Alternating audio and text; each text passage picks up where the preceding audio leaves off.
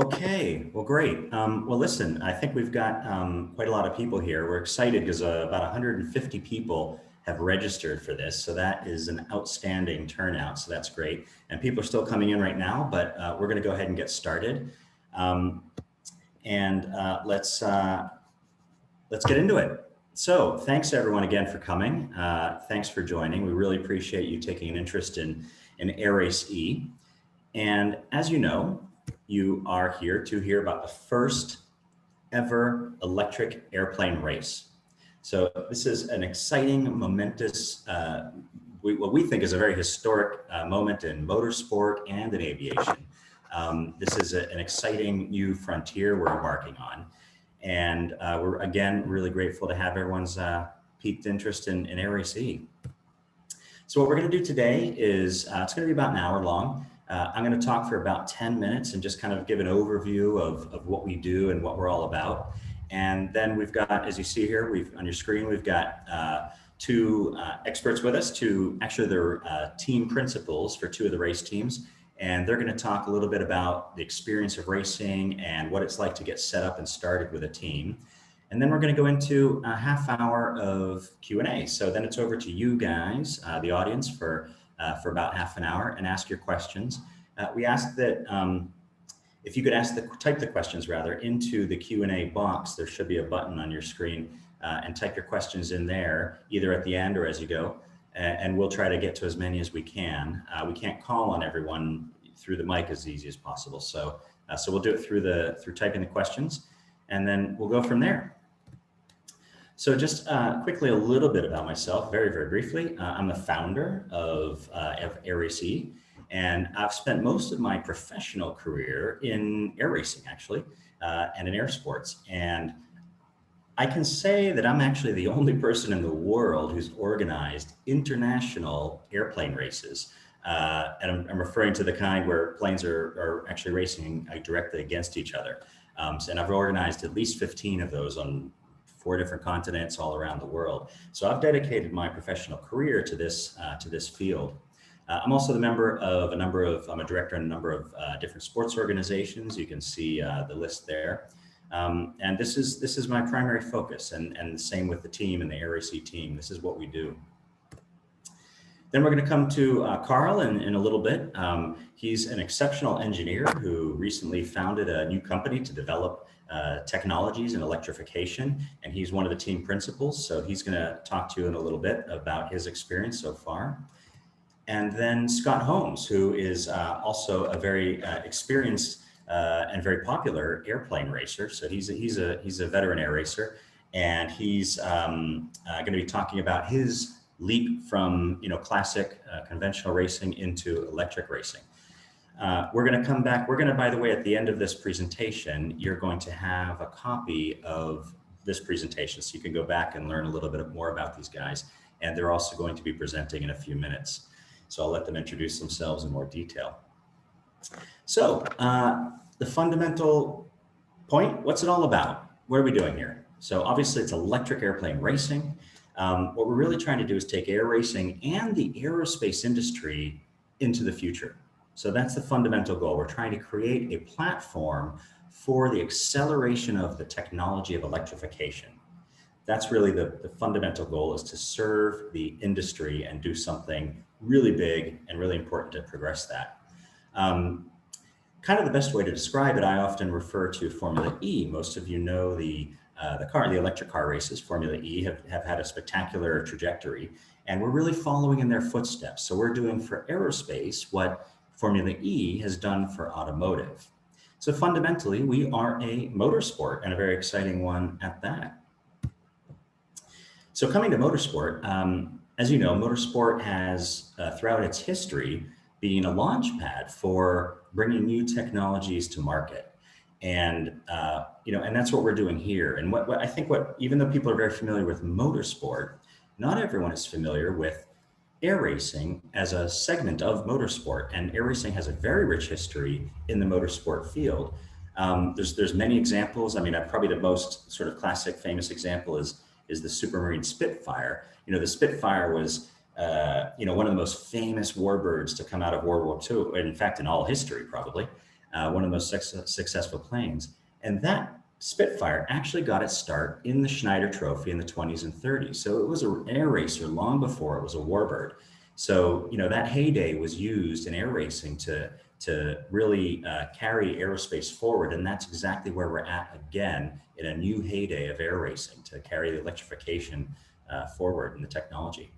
And we're doing that with a lot of parties. It's not just me and my team and these guys here. There's a lot of history as well. For example, the Formula One sport and the IF1 Association have been involved in air racing for over 75 years. And it's very important that you actually learn a little bit about Formula One air racing because that's the format we're basing Air Race E on. And Formula One air racing has had a very, very successful, like I said, 75 years of history. And to this day, they're racing around the world. And we actually will work with them to organize those races as well. And the reason that's important is because, like I said, Air Race E is coming from Formula One air racing. So Air Race E is, it's based on those rules for Formula One. It's a formula, but we're converting it to electric. To give you an idea of the sport, and by the way, I should mention at this point, in your sidebar, in the chat, you should now see a link to a short video. It's about a minute long. You're welcome to watch it now. It just shows a little bit more in video form what we actually do in our air racing. But to help you visualize it, this is 8 airplanes that start on the runway, lining up in a grid pattern, much like cars would. Wave the green flag, the planes take off, they climb to 10, 15 meters above the ground, 400, 450 kilometers per hour, racing around an oval circuit, all 8 aircraft together. First one across the line wins. So it's true, pure motorsport, really thrilling, really exciting and demanding on the technology and the pilots and the teams. It's everything you can kind of visualize in motorsport. And it's all in front of a crowd. So you can see here the rough dimensions of the circuit. It's a closed circuit. It's about a 5-kilometer distance each lap. Now in Formula One air racing, the teams do 8 laps in a race. In electric racing, the fundamental difference is that we're going to be doing 4 laps, and most of you know why. I mean, it's the batteries and the technology are still evolving. But it's a 4-lap race, and short and sweet, but we do multiple races in a day. So, the rules, I mean, of course, this is really what's of most interest, I think, to a lot of people, because everyone here is coming because, obviously you're invited because you have some interest in either joining a team, forming a team, building a race plane, getting involved in somehow, in some way with the teams. So the rules, of course, are the bedrock of what we do. Now the rules, as I mentioned, are based on the Formula One rules. So effectively, everything is the same operationally, procedurally, and technically, except where it concerns the powertrain. So we're changing everything for purposes of the electric powertrain, and the rest is fundamentally the same because the IF1 Association has spent, like I said, 75 years evolving a really good set of rules, safe, reliable, and known, and effective. So we're, basing it on that, but making it electric. Just a couple points to pull out here. There's the power of the motor is limited to 150 kilowatts. There's going to be a 30-second window when the teams can boost up to 175. So that should be a really exciting moment of the race where each team can choose its moment. As I said, it's a 4-lap race. So that's about a 5-minute, more or less 5 minutes at full power. And then of course, you need some reserve to land. So that's 10 minutes of reserve at roughly 30% power. We can guesstimate that. I mean, we know it's 4 laps, but the size of the battery, the amount of charge is really up to the teams, and we establish rules to test that they're going to return, of course, with enough power to get back, et cetera, et cetera. And the most important thing about the rules, I think, is that it's an open platform.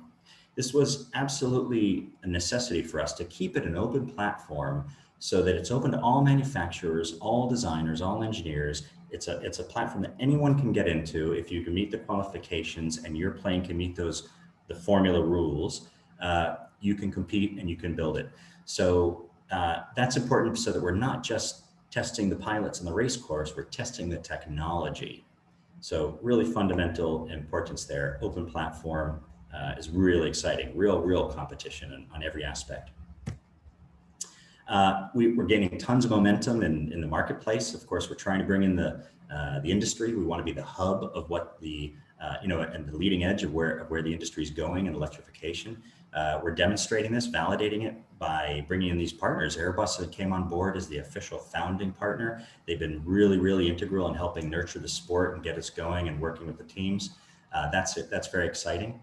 And we are, I think I might have lost some light. And then we've got ANSYS, which is the official simulation software partner. And they've come on board and really getting hands-on into the into helping the teams use their tools, their simulation tools, which are market leading, and providing training and education and working with those teams to help hone their designs.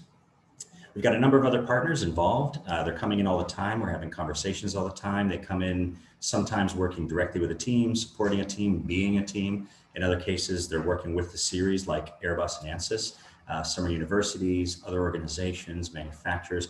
Really exciting ecosystem. This slide really is meant to just highlight that we're also a fan-based sport. So this is something that is going around the world. We're reaching thousands of spectators. We've got media established, high-profile media and TV coverage established all around the world through our other air racing activities. So it's already there. We're leveraging that for Air Race E, so we're already off to a good start. And we're expecting tens of thousands of spectators. So it's both for technology development and industry, but at the end of the day, it's also a fun motorsport. Of course, I'm sure you're all wondering where we're going to be. We're going to be making some announcements fairly soon, and we're actually going through a formal bidding process at the moment to really help isolate the short list of the interested venues we're talking to for 2022 and beyond. Now, our focus now is to set the official 2022 series as the first inaugural series of races. We're going to do 3 races in 22, and we're going to grow to 8 races in 2025. Now, importantly, and very excitingly, next year, we're already going to be doing qualifying rounds. So the teams that want to join and get involved in the 22 series are already going to be having to prove their plane is ready by the end of next year at actual qualifying events. So they're going to be doing simulated racing, training, qualifying laps, et cetera, to prove that they're ready to race. So there's a lot of pressure on in a short time frame, but a lot of activity next year. 2021 is going to be really exciting as all these teams take to the air. I should note that if you're not convinced you can get ready for the 2022 series, no problem. We welcome people to get involved now. Some people have a longer planning horizon. So if you think you're interested in 2023 and onwards, come along and get involved anyways. I mentioned media coverage. We can send a lot of information out later. We've got extensive media coverage across aviation media, non-aviation media, consumer media, non-industry media. Everyone's really interested in this, so we're very proud of that. And I guess, my last kind of point to focus on here is, okay, so why get involved? What's in it for me as a race team? And of course, the answer is a lot. It's a lot of things. And, I suppose the fundamental thing for us that we think is the most rewarding is that, you can be at the pioneering edge of the technology development. Where aviation is going into a new phase, a new generation. We know that. And everyone in this room, even by attending this meeting, you're already at the leading edge of that. So if you want to harness that, capture that, and be part of that movement, Air Race E is the place to do it. It's the place to explore and experiment and evolve these technologies and be connected. So on a more practical level, obviously we can test your technologies. Anyone who's designing things has a good place, a proving ground to work on it. And that can also carry forward. A lot of teams are developing things that they'll use in actual consumer, and production model airplanes at the end of the day. There's networking, business development opportunities, commercial opportunities, sports sponsorship, of course, being a big factor in that. And as we get more and more established, that's really starting to increase awareness, and that has value for a team. based on some of that media coverage that we already talked about. And even on a current practical day-to-day level, we've already got a number of deals signed by suppliers and providers and other types of partners. We mentioned ANSYS is huge, coming in with its products and getting those products to the teams. A very big suite, a whole portfolio of software and tools that they use for the simulation and helping the engineers get their planes ready, and of course, help with the training. We've got discounts from motor manufacturers. We've got discounts from battery manufacturers, even a free brake assembly from the market leader in brakes. So it comes from all different angles. We've got a long list of different offers and opportunities, and that's not including the direct partnerships that the teams are developing themselves with manufacturers, industry, suppliers, providers, and regular consumer sponsors. So each team, important to say, owns its own business, owns the plane, develops it, and has the rights to that. And obviously there's a network. You become part of the fabric of what we're doing. And if you enter a team, you can benefit from the relationship with our current partners, our future partners. You have access to our PR team. So we actually can function as a PR office and help you communicate to the world your ambitions and your news and your updates and your developments. And of course, lastly, and maybe the most important thing, is a hell of a lot of fun. It is an exciting motorsport. It's a great group of people to be a part of. And again, we've already, like I mentioned, we launched this info session a bit spontaneously, but a couple of weeks ago, and we've got 150 people signed up, who are 150 people that are interested in developing race teams or participating in a race team. And that is a great, it's very welcome by us, and we're excited. So on that note, I'm going to hand it over to Scott. So he can introduce himself a little bit better, and he's going to speak for about 5 minutes and tell you about his experience.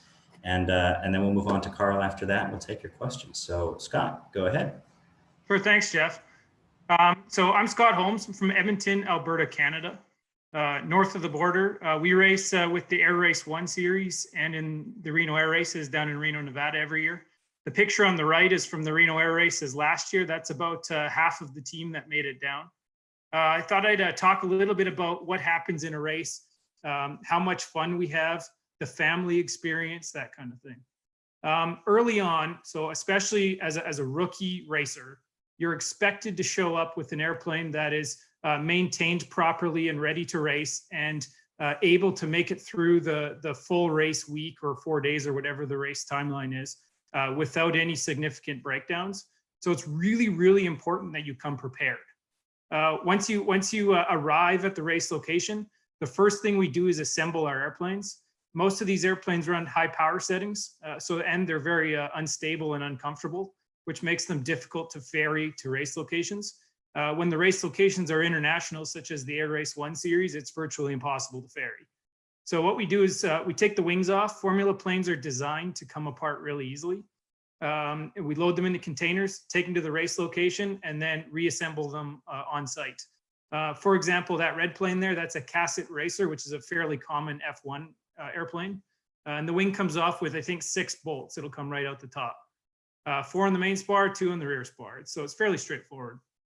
Once the airplane's assembled, the first thing that we'll do then is a tech inspection, and that's very important for safety. We'll be in the pit area with all the other crews right next to you. You'll see all the airplanes, 24 of them usually, in the pits, each in their own assigned pit stall. We'll do a tech inspection, which involves weight and balance, going through the motors to make sure that the airplane is race rules compliant, and then also looking for some basic safety items, although the airplane should be airworthy already as per the airworthiness regulations from your home country. Once the airplane is tech inspected and signed off for racing, we'll then do a test flight and then move right away into qualifications.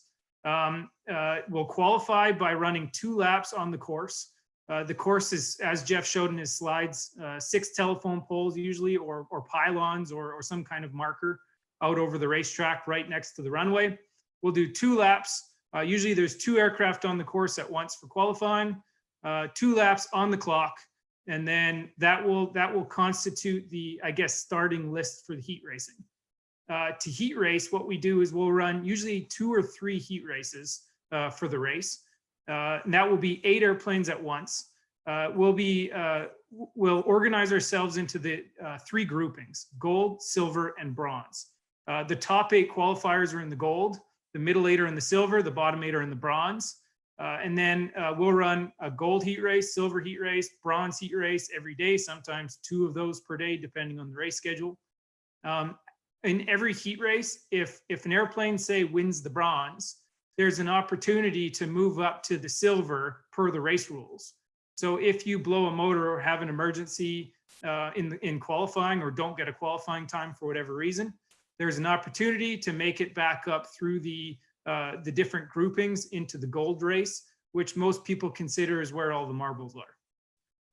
At the end of the race week, we'll do the final race, the gold race, the silver race, or the bronze race, and that determines the outcome of the whole race week.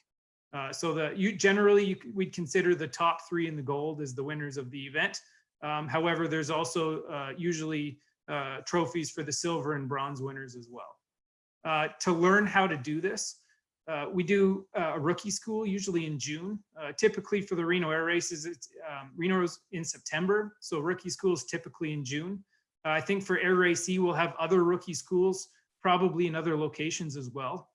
And in that rookie school is basically where you still show up with an airplane generally and learn to fly the course. To qualify to race, you have to qualify the airplane and you have to qualify the pilot. And that involves a qualification flight, including 6G pulls, demonstration of laps that are flown consistently with constant altitude and so on. And then also a demonstration of what we call a mayday, which is typically a pull off the course and then glide in for landing on the runway. This is most of my friends, all are now F1 racers. The majority of my friends live in other cities. We come together as a big family at the Air Race 1 and Reno Air Race events every year. It's by far the most fun I've ever had in my entire life. As you can see, my crew keeps growing. Every time we bring people down, they tend to always want to come back. The people there, the characters are incredible. I've never seen it in my life. And then also on top of that, it's a technical challenge and a way to challenge yourself and your crew to try and accomplish something in aviation most people don't get a chance to accomplish. So that's kind of the gist of racing from where we are in present, and I expect Air Race E to be fairly similar in the future. Great, excellent, fantastic summary, Scott. Thanks. You really project that excitement and enthusiasm that really is prevalent in the sport. Excellent. Okay, great. And by the way, Scott and Carl are both going to stick around for the questions, so you guys can also direct some questions at these guys if you want. We're all going to try to field your questions. At this moment, I'll hand over to Carl, and he's going to chat to you about a few things. So go ahead, Carl. Awesome. Well, it's a real pleasure to be here and get to talk to all of you. I want to know, unlike Scott, who comes at this with a tremendous amount of experience in Formula One racing, I knew absolutely nothing about it when I got involved with Air Race E. I actually own and operate an advanced high-tech motor companies. We're producing next generation very light motors. And so someone brought this new league to my attention. I sat there and thought about it for a few days, and I thought, you know what, I absolutely have to and want to be a part of this. And to echo a point that Jeff made earlier in the presentation, the thing that excites me the most about this league is that every single thing we do, all of us, all of the teams, everything we do is a world's first. And with the way the world is and technology and connectivity, when are we all going to get to be a part of something that's a world first? So that was one of the first and primary key points. And for me, coming from an engineering background, a technical background, technology background, also being able to demonstrate technology and to push humanity forward, to move the goalpost forward on future tech, current tech, future tech, et cetera, and then be involved in something as exciting as doing that in aviation. You want to talk about next to going to space, this is probably the most extreme venue in which to push new technologies. And I'm clearly, as a serial entrepreneur, I'm not risk averse. So jumping into this was really exciting. The technical challenges for me, getting up to speed quickly, having to absorb a lot of information from aviation, applying my knowledge of motors and electricity and batteries and systems, and to execute on something really revolutionary. That challenge and excitement, pulling together a team. And then I want to echo something that Scott said as well, which is the family that's around this already, and the people and the quality of the people. Everyone I've met and everyone I've been engaged with, just been some of the most amazing people I've ever had the privilege of working with. So that's what got me excited. That's what got me interested. Something else, just kind of a funny side note, is as an entrepreneur and startup person, guy who loves startups, they're not easy. They're very difficult. And you spend the majority of your time kind of beating your head on a wall trying to get people to come in and support and fund this cutting edge technology. I stand up an air racing team, and I've got people coming out of the woodworks, volunteering their time and throwing assets and resources. It's just a completely new realm, and the excitement, the passion behind it is really exciting. And so rapidly putting together a team. I know the slide says we've jumped from 2 to 7, but I'm actually over 20 team members right now, from engineering and software development and aviation experts and all the above. So it's really it's been just a huge boost for me, and I'm very excited about what we're going to do as a league and supporting all my fellow team members. I mean, I want us all breaking records and moving humanity forward in the efforts we're doing. So I think everything else I can say for Q&A. All right, perfect. Thank you, Carl. Again, Carl's also taken a great leap of faith to join us, and it's nice to get people. And he's a great example of how somebody who doesn't have race or even potentially your sports experience of any kind can really get involved and drive it from a tech perspective, and then go seek the other partners that are going to be necessary. So Scott comes at it from a race experience, Carl from a technology experience, and I can already tell from the makeup of this audience that there's manufacturers, there's students, engineers, pilots, ground crew. It's the people that share the vision and the spark will drive it forward, and then piece together the other members of the team. No one of you in the audience is going to be able to do it all yourself. It's a team effort. That's why it's a motorsport team. But it's got to start with someone, and that's what we're looking for. So again, congratulations and thanks to these two, as well as our other teams. I should mention we have actually 14 registered teams. We've got 12 teams that have been with us for a while. We've got 2 more just in the past week that have registered, and we're hoping out of this group today that we can find some more. The idea is to get to 16 steady state teams in 2022, and there could be more. So depending on the demand, there's lots of space. Anyways, I'm going to hand it over to the audience and see if we can answer some of your specific questions. We've already got a number of really great questions here, and it's I'm not really sure where to begin. I think the presenters can open up our Q&A window, and I'll pick out a couple. Look, some of them are kind of paired together. I think I'll try to answer 1 or 2, and then see if Scott and Carl have spotted a couple questions that they'd like to answer, perhaps on the rules side. Let me first take the very first question. Very good question. How do the teams earn money, and how do they maintain themselves? Is it a viable business, or is it an expense for the teams?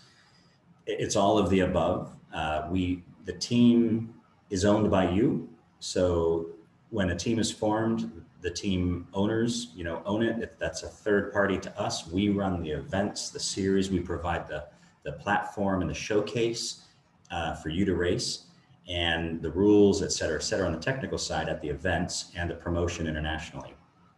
But the teams are responsible for building the aircraft and managing and running the team. So of course there's going to be an expense. probably not as great as you think it could be, but it's a significant, meaningful expense.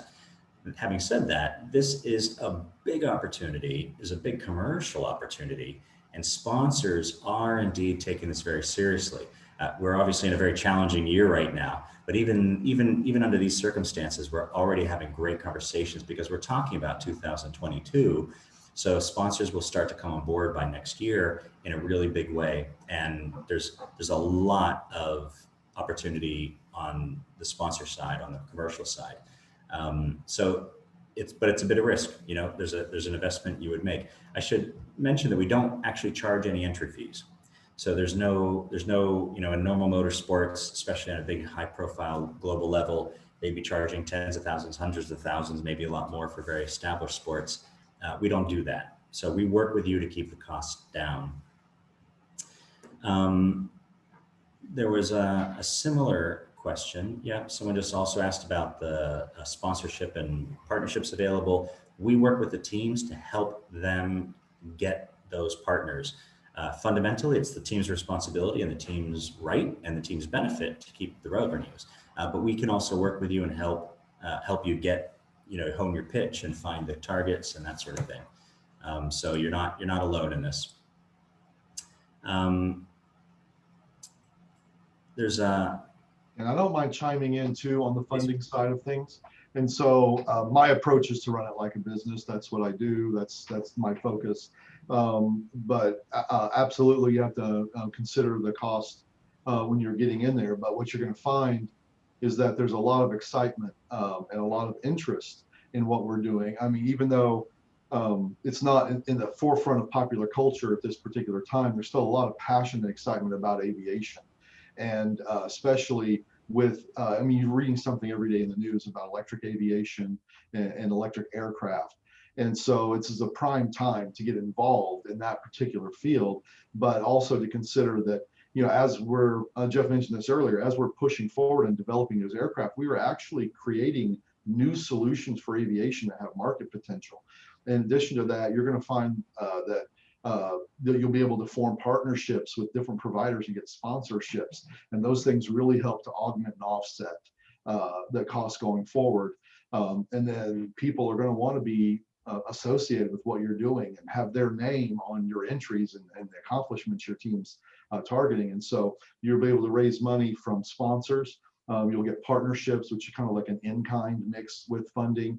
And you know, you'll also be, you know, putting out-of-pocket time and a lot of time and out-of-pocket money into these as well. But if you focus it, if you put a focus, it's my experience, on the marketing and the messaging of your team and what you're doing, it can also be a viable business as from a cash flow standpoint. So those are kind of my high level thoughts on that. great, thanks. And again, by all means, Scott and Carl, just jump in if and when you know, as you want to answer anything or add to it. I'll ask, there's a couple questions I can answer very quickly with a yes or no, and then those folks can feel free to get in touch with me directly. You can see our details for all of us on the screen there, and we can talk in more detail. But just to run through some of these quickly, someone has asked if in Formula One there used to be pusher style aircraft included, and will the rules allow in Air Race E for pusher style aircraft? The simple answer is yes. So that is an option in this particular event. There was a question. Oops, sorry. Oh, the questions seem to reshuffle when I do that.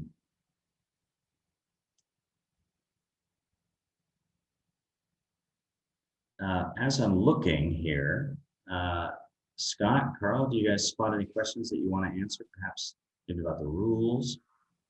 Yeah, I can answer a couple of them here. Question is, why the limit of 150 kilowatts and how is this tested at race time? Jeff, you might be able to answer better how it's tested, but I know with our airplanes right now, the course is set. It's limited in its turn radius. Higher power means higher speed. and higher speed means higher G in the corners, and we're already over 3.5 G. So more power means the airplanes need to be much stronger, but also the G forces get to a point where they start to become a safety issue. Yeah, and how do we measure it? I must say, these are, there's separate rules. The rules, and by the way, I think I might have mentioned that if I didn't, the rules are available in this chat at the end of the meeting. We're gonna put a link on the sidebar in the chat room, and you guys can click on that link and you can go download this presentation, the official rules, the current version of the official rules, and also an expression of interest if you'd like to get involved. So if you want to start to, connect with us and build that relationship, there's going to be a form that you can fill out as well. So those three things will be in the link to the side. You'll notice in the rules for development are set. The rules for adjudicating and testing are still in development. So we can say that, okay, it's going to be measured on the DC output of the battery. But how and when and where we do that, a lot of this testing and adjudication rules for the jury is still being developed. And importantly, we do that with the teams. So the teams who are developing at the right rate to meet the 22 series, we include them in the process of shaping the rules. So I think that's also important. It doesn't come from some ivory tower somewhere, here's the rules, and you guys are stuck with that.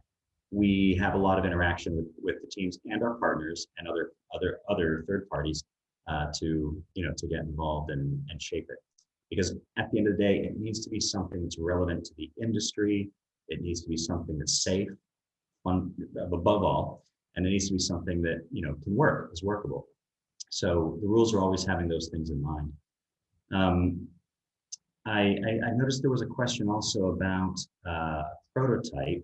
We actually do have a prototype in work in the University of Nottingham, which has been doing some work on taking a cassette racer and making a prototype out of that. And the reality is we've also got a lot of other teams that are building, like Carl's, and planes that are being put together, which effectively they're not prototypes, but they're also being actually built now and started. And we're expecting testing to be February, March, to going to be air trials. So this is well underway. Some of the teams are well underway, and other teams are, not in the same position. But we do have some planes coming to fruition. We also last November had showcased one that was put together. It wasn't airworthy, but it was showcased at the Dubai Air Show already last November. So a lot of progress is being made. So I don't mind answering a couple of questions that are in the Q&A regarding the airframes. And so I believe all of us that I'm aware, all the teams I'm aware of, we're using some of the more standard airframes that are currently being used in Formula One, and we're modifying them and optimizing them for the particular electric propulsion systems that we're developing. We're all kind of independently developing our platforms and our drivetrains, but we're taking the some traditional already produced F1 aircraft, and we're modifying them for those applications. And so most everyone now, I believe, has an airframe that they're already in development on. Some of the, like Scott mentioned before, one of the most popular airframes is the cassette platform. So, but there's, there's lots of people doing modifications to that and customs as well. And then on the powertrain, someone asked a question about, other green technologies. We are exclusively electric. So we're not doing hybrid systems, fuel-based systems. We're doing, the rules are basically you have to have electrochemical storage, whatever that is, whatever type of battery, whatever kind of charge, you have to be retaining a charge. There's no, we're not going to do like a gas or diesel electric hybrid kind of thing, or a natural gas electric hybrid. It's got to be a charged system, and you're dissipating that charge while you're racing. So to answer that question. Great, thanks, Carl. Scott, I see a number of questions. Excuse me, a number of questions relating to, how do I get involved? What criteria do I need to be a pilot? How do I train? There's a lot of questions about people that want to fly and participate in that side, or even as a crew chief or an engineer. Maybe you can talk a little bit about how we do it in Formula One air racing, which will be very similar to Air Race E. Air Race E will also have its own training and additional training and electrification training, training on the charging procedures and a number of other things. But as an initial starting point, Formula One is a great place to look. And Scott, you have experience in that. Yeah, I can talk to that one easy. I see lots of pilot questions as well, experience questions and so on.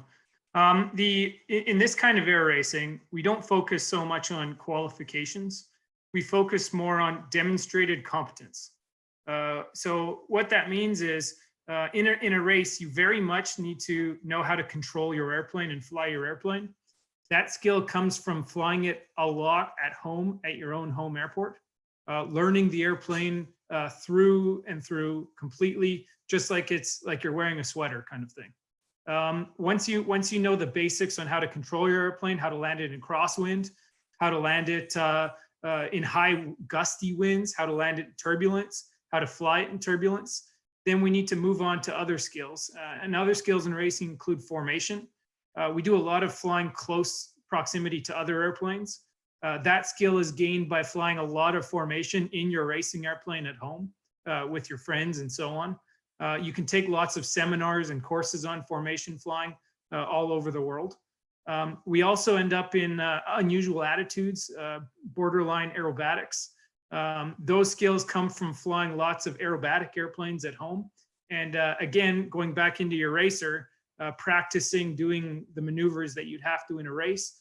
One of the demonstrated skills that you have to show in your qualification ride is a half roll to inverted and then a half roll back without any major altitude loss. And that kind of shows that if on the course, when you end up in severe wake turbulence and end up rolled inverted, you have the skills to recover without hitting the ground. The last one is a lot of pilots, in fact, a very large amount of pilots could typically get a racing airplane through a standard race. But most races don't go according to plan exactly.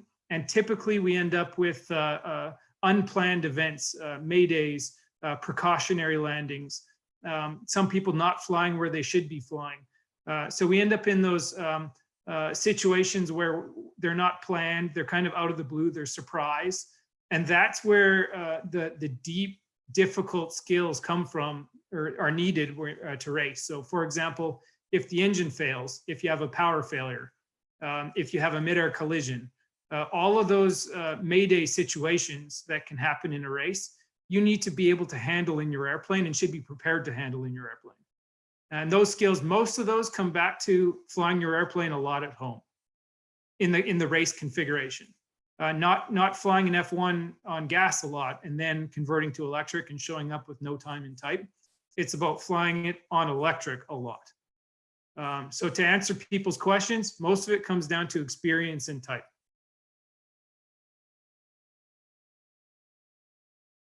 Yeah, and I'll answer one other question that's in here regarding kind of what are the differences between the combustion flying and the electric flying. I'm going to talk from an engineering standpoint. I'll let Scott talk from the pilot standpoint on that. But from an engineering standpoint, you've got some really great benefits. You never have to worry about air fuel mixture. You never have to worry about whether you're inverted or the angle of your plane. An electric motor is an electric motor. It doesn't care what orientation it's in. It's going to deliver torque when you're delivering current to it. On the counterbalance to that, you're dealing with some heavier requirements on batteries. You've got a motor, which is a giant brick of steel. You've got batteries, which are giant bricks of metals like lithium and other things. And you've got high voltage cables running all over the machine. And traditional Formula One airplanes are really mechanically quite simple. Whereas these electric planes are going to be very complicated. You're going to have controls that are required for running the motor, controls for managing and maintaining the battery.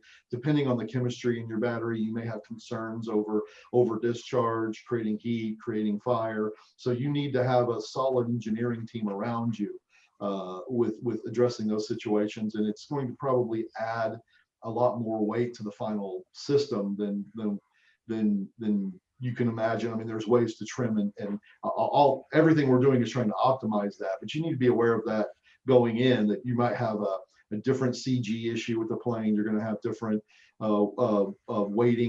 weight distribution. You need to think about how far components are because of the losses based on the cabling you're doing and the length of that cable and the resistance of that cable and all of us there. It's really an open platform, as Jeff said before, on the powertrain. So we have a wide variety of options on the voltages and currents and all the different technologies we're bringing together. But you've also got greater points of failure if you get complex with it. If the electronics fail, it doesn't matter how good your motor and battery are, that you need the electronics to manage and maintain the system. So those are the pluses and the minuses to those systems. I don't know if Scott has anything to add to that, how it affects the pilot, but those are my. Yeah, that's what I mean exactly. The system side of things are very, very different in electric. So not only do you have to fly your airplane in race, but you also have to manage those systems, whatever that means. So it obviously makes sense to keep your system as carefree and maintenance free as possible. Jeff, you're on mute. There we are. Sorry. In what meeting does that not happen? Yeah. Okay. So earlier, I see also a lot more questions about getting involved. I understand, of course, that's why everyone's here, and that is a big question because it's an open-ended question. Unfortunately, the answer is there's a lot of ways to get involved, but that's good. There's a lot of paths to get involved. Scott has already talked about the pilot qualifications. So when you're looking in terms of getting involved on a skill basis, how do you do that? He's addressed that really well. Carl also mentioned about the aircraft and how you can retrofit existing designs. And I just wanted to call that out again because I see a few more questions about, hey, we've got the expertise, but where do we begin with the aircraft? We don't have necessarily the powertrain components or the airframe. A really good way to start and a really good way to ensure that you can be ready, even with a significant effort, by the first series in 2022 and the qualifications next year, is to retrofit a Formula One racer. So the most common format or platform of racer in Formula One racing is the Cassette 3M usually. A lot of them highly modified. They're all unique. They're all bespoke. But they follow a very simple pattern, and they're really, really easy to work with. And there's other Formula One models. Our rules, again, are based on Formula One air racing, so you really see what's required of that. But if you contact Cassette Aircraft, they can give you some plans. There are a number of Cassettes in the market. I must say I actually own one that's for sale, so that's a possibility as well. So you can get a Cassette and you can retrofit it. And that's what a lot of teams are doing. So that's a really easy way to do it. And then in terms of the propulsion system and the technology, again, we've got a lot of support inside the series, inside the teams. The teams collaborate with one another. That's one of the most beautiful things to see. The teams, they want to have other teams to beat, right? So, they want everyone to show up at the starting line. So everyone's helping everyone else to get started and really cross-pollinating knowledge and contacts and leads. So that's really important. So the shortest answer, which I should have started with, to get involved is contact us. Simple as that. And we'll help you get on the right path. We'll help you connect with the right people. We also have a forum that you can get access to where you can meet people and talk to people and network. So that's the first thing. Yeah, there's a ton of opportunity there, but it all comes back to asking questions. That's how I got involved 10 years ago. Start asking questions, start meeting people, start telling people you want to get involved and asking what you can do to get involved. Exactly. Be proactive and jump out. Reach out to us, reach out to Scott, Carl. There's other people on our websites and social media. You'll see other teams who are involved. Talk to a local team, talk to your local flying club and try to raise some awareness. Can really be a grassroots effort. Yeah, that was going to be my point, is if you really want to know what it takes to get involved, come join my team. I'm always looking for really good team members and both engineers and aviation, and it'd be a great way to, I tell you what, when you get into the community, you get a lot of support of just some quality people. And reaching out to the league. They have a long list of people to connect you with as well. Come in and get your feet wet with helping Scott or I or some of the other teams. And it's a really great way to get involved. I see a lot of questions too about rules and sponsors and some of the partnerships that AirAC provides. I will say that a lot of that is provided once you're under a letter of interest with the league, and you'll get access to all of that. I'm not sure. Obviously, Jeff it manages that, but there are some of it that we just don't discuss until after you're already under a confidentiality agreement with the league. So just to answer those questions that keep coming up. Yeah. And Carl's in Texas and winter is coming. And that's the beautiful thing about being in Texas too. Even when winter comes, we usually have clear skies and fair weather. So we're not snowed in. So unfortunately, 40, 50% of the year is scorching hot and the rest of it's pretty nice. So. Yeah, excellent. Yeah, and again, I just want to say that, I don't know, I believe the audience can also see some of these questions, but there's a lot of questions, which is really rewarding to see, and I'm enthused to see. Obviously, we can't get to all of them. We've probably got 5 or 10 more minutes, I think. We can stay on and answer a few more questions. I do apologize if we don't get to all of these. We're trying to kind of group them into the most prominent groups of questions. But again, you've got our contact details on the screen there, and we very much welcome you to get in touch. Also, in the chat, I want to remind you that there's a link that you can actually download the rules, so you can actually see the rules and kind of internalize them a little bit, and before you get in touch, so you can have very specific questions. There's a lot of questions here about distributed propulsion, things like that, RPMs. I mean, a lot of these things are coming. What we want to do is we want to take the feedback from the industry and our partners and really find out where the technology, where we forecast it to be going, and adapt the rules to always be serving the industry as well as the fan base. So it's really important that if the industry wants to test certain things, we're going to carefully and slowly, but adapt the rules to meet those needs and those interests from all the different stakeholders in the series. So the rules will change. We're going to add things in. We're going to be increasing the laps. Obviously, it's a short race at the moment. A lot's going to evolve.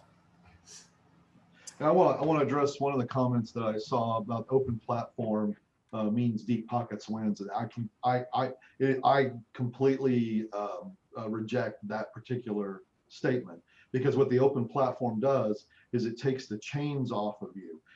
It does not lock you into. I mean, this has never been done, so there's no set way of doing an electric plane. And what the open requirements do is allow you to play with all the cutting edge technology and developments that are going on.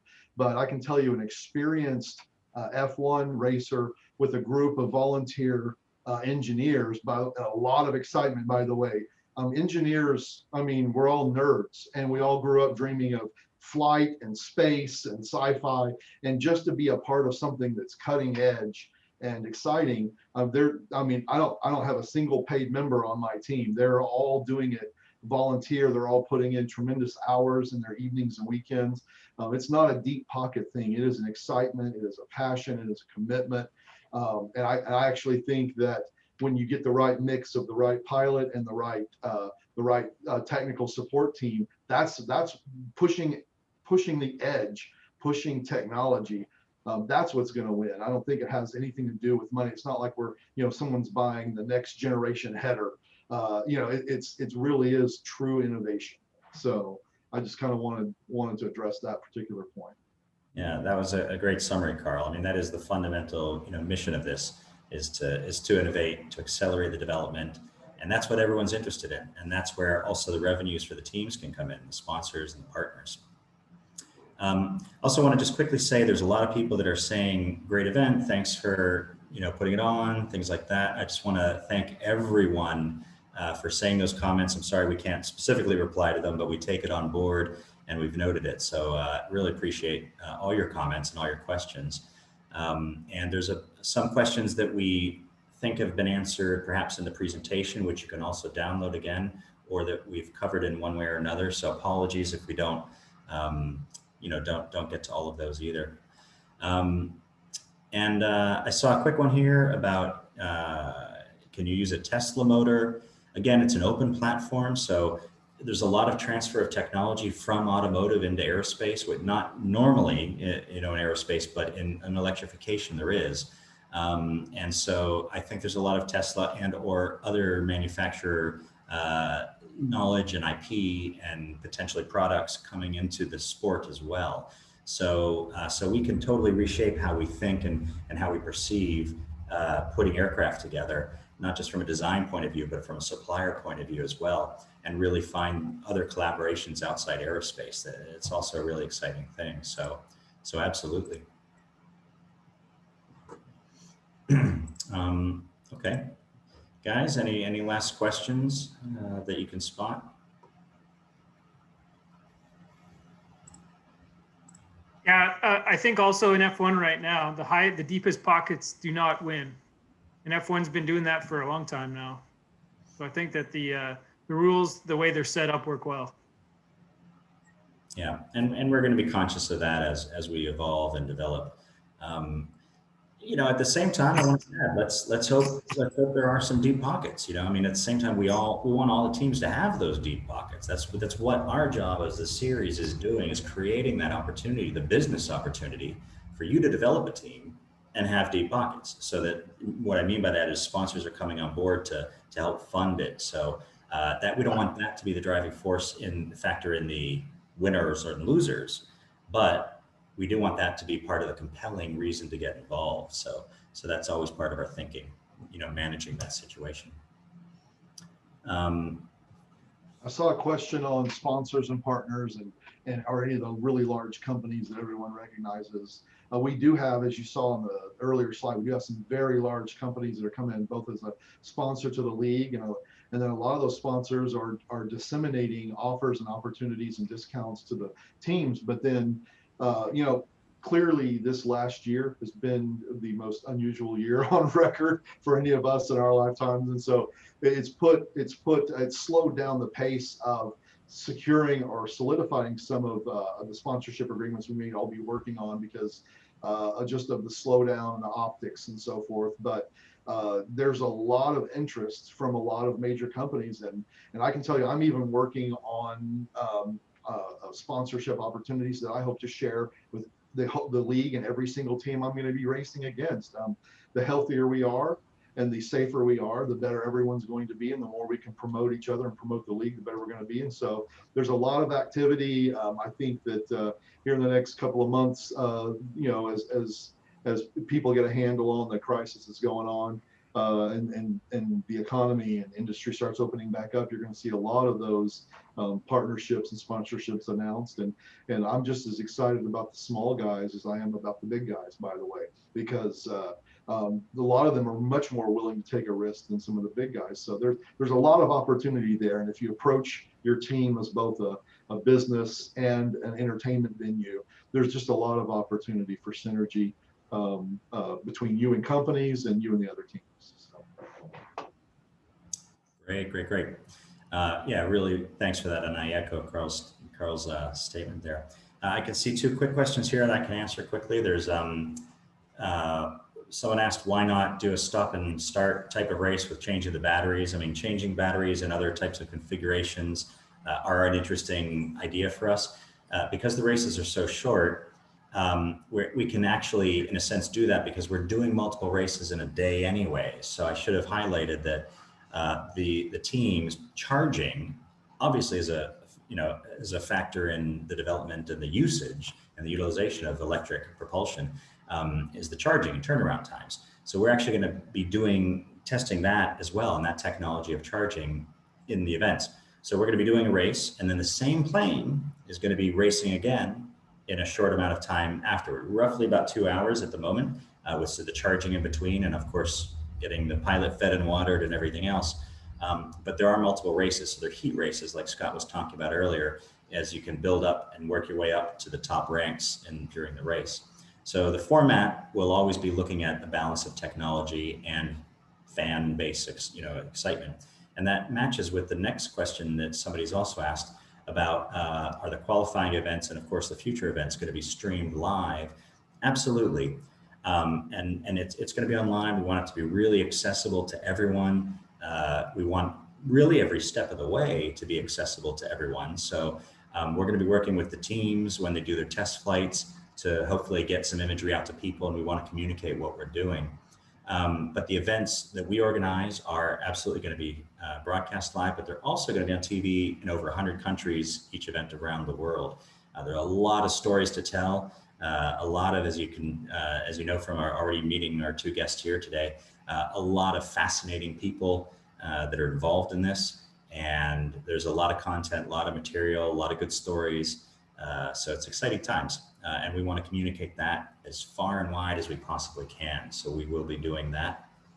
Absolutely. I want to address one more question I saw in the comments. Someone asked about international teams. This isn't an international league. We have I think the majority of our teams are in the European space. We do have several America's entry, Scott and I both, Canada and US, but the majority of the teams that are on board are in the European theater and Eurasia continents. So definitely an international team. And then someone asked about, hey, is there someone in Northern California? Like Scott said, the people that we're closest with and working with, man, are scattered all over the world, all over the US. I've got people on my team that are in the UK, in Taiwan, and then I've scattered all over the US. So don't let geographical restrictions lock you into whether you're going to participate with one of the teams or with the league. And definitely not if you're planning on standing up a team. Yes, absolutely international. We're going to be all over the world. The league is international, and you know, all comers welcome. So, and by the way, please contact me if you want to join a team. So. Yeah, I really do encourage you. I mean, you know, the reason we invited Scott and Carl is obviously they're really good at communicating, you know, getting people involved, and they're enthusiastic to work with people. And they've demonstrated that over a long period of time. So, you know, these guys are good teams, as are all the teams, you know, to get involved. They really want to share what they do. So please do contact these guys, contact our other teams, and certainly contact us. Like I said, again, in the chat, hopefully you can all see the chat segment or window. There's a link to some documents to this presentation and the rules of the event, as well as the actual expression of interest, which you can read. And if you you know, feel so moved, you can send that in, and we can get started working together. So I don't know, Scott and Carl, if you guys spot anything that you're just itching to answer, by all means, take a moment and do that. Otherwise, in a few minutes, I think we're going to wrap up. Hopefully we can also speak with each of you attendees on a one-to-one basis going forward. And perhaps we'll have some more of these information sessions as we go forward, because we're excited that, like I said, 150 people registered and many attended, obviously. So really grateful for that. So any final words or questions or final thoughts from Scott and Carl? I'd be more than happy to answer anybody's questions. I see that several questions here remain unanswered. Even if you have private questions, I'm more than available. Feel free to call or email me. My contact information is up there on the screen. We try and keep everybody updated on race team updates. Facebook page is Outlaw Air Racing if anybody's interested. And I'd like to echo what Scott said. Please reach out to us with any questions. And if it's a question I can't answer, I'll pass you off to someone like Scott or Jeff to get those questions answered, because we want participation. I see several questions about how to get involved or how to start. If you're thinking of starting up a team, absolutely reach out to Jeff and Air Race E, and they will find the right resources and the right people, and they will plug you in. They will take you to the people that they think best match what your objectives are. If you're looking to join a team, or if you're looking for something more local to you, if you're looking to start a team, they're going to get you the information, and then Scott and myself and others would be more than happy to kind of throw in our 2 cents worth to help get you up and running. So don't hesitate to reach out to any of us. Okay, fantastic. Well, listen, thank you, Scott and Carl, and a big thank you to everyone else who's interested in learning more about RAC. Whatever your interest level is, we're grateful for it. We look forward to developing a real relationship with you guys as we go forward. So excuse me. So hopefully you found it interesting. I realize we had to gloss over a lot of things. There's a lot to cover, a lot of material, but we're here and we're looking forward to meeting you. So thanks again, and we'll wish you guys all a good day, and we'll talk to you soon. Okay, so thanks a lot. Goodbye, everyone.